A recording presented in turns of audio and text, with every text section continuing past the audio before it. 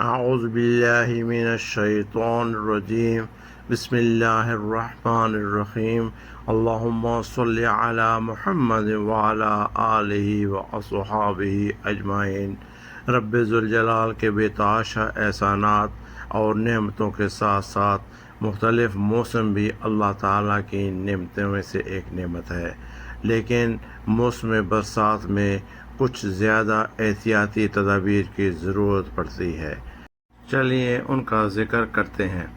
Number 1، تیز طوفان اور بارش کی صورت میں سائن بورڈز، بجلی کی تاروں، کھمبوں اور درختوں سے دور رہیں۔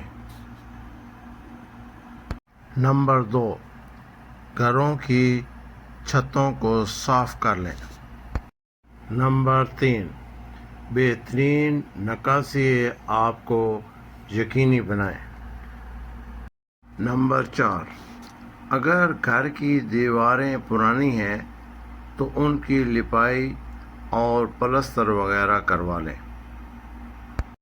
نمبر 5، برساتی نالوں اور سیوریج سسٹم میں کوڑا کرکٹ، بوتلیں، شاپنگ بیگ اور پرانے کپڑے وغیرہ نہ پھینکیں۔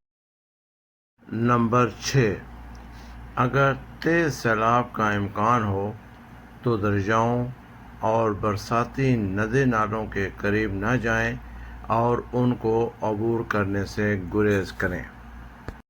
نمبر 7، ایسے لوگ جو برساتی اور پہاڑی نالوں اور دریاؤں کے قریب رہتے ہیں، اس موسم میں کسی محفوظ مقام پر منتقل ہونے کے لیے تیار رہیں۔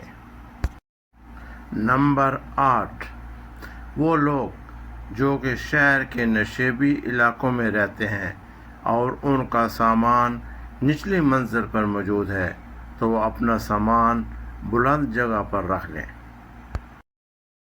نمبر 9، اگر آپ یا آپ کے کپڑے بارش کی وجہ سے گیلے ہوں تو کسی بھی کرنٹ والی چیز کو چھونے سے گریز کریں۔